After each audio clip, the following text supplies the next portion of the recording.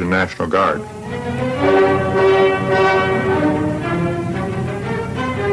1968, I went one night to the barricades put up that year on the left bank.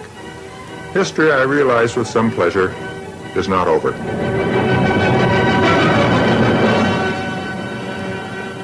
For the Paris Commune, Marx had slightly more hope than in 1848. But once again, the aims were incoherent, the leadership ambivalent, and also Paris was not all France. Marx was eloquent on President Thiers, who crushed the Commune, a master of small state roguery, a virtuoso in perjury, never scrupling to fan a revolution and to stifle it in blood. The savagery was formidable on both sides.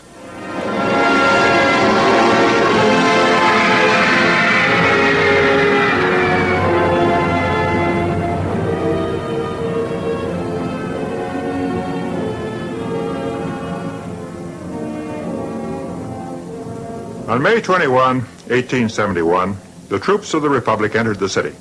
Soon much of Paris lay in ruins.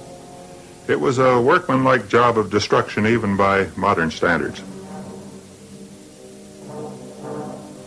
Some 20,000 revolutionaries were killed and 750 government troops.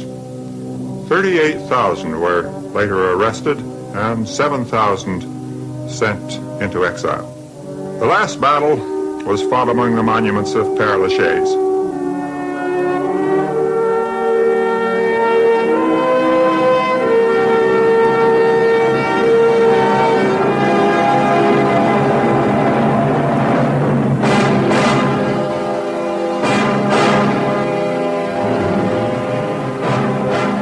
When it was over, Marx sent a final saddened address to the Council of the dying First International. Working men's Paris, with its commune, will be forever celebrated as the glorious harbinger of a new society. Its martyrs are enshrined in the great heart of the working class.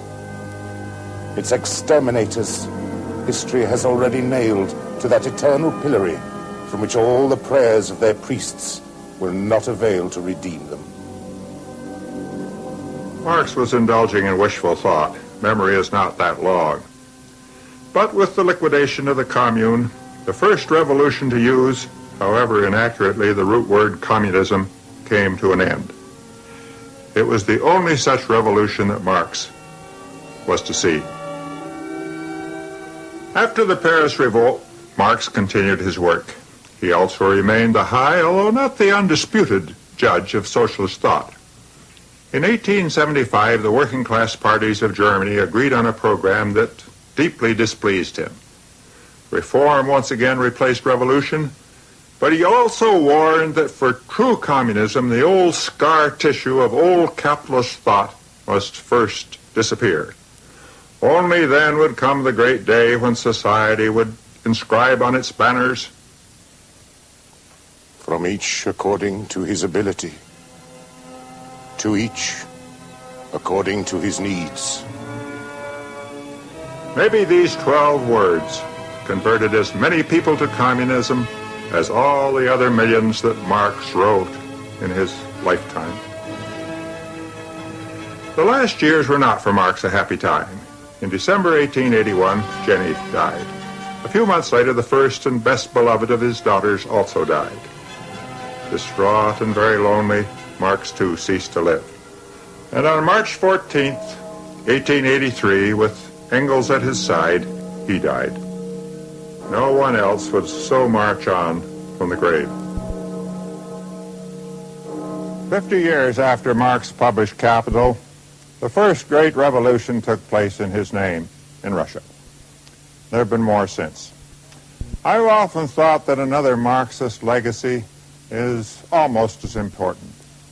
That is the emphasis he gave to the role of economic institutions in shaping political and social thought and action, and in doing so in all societies, what scholars have come to call economic determinism. How we make our living goes far to explain how we act, what we believe, the way we are governed, and the passions we display. And this lesson is a gift of Marx to Marxists and to non-Marxists alike.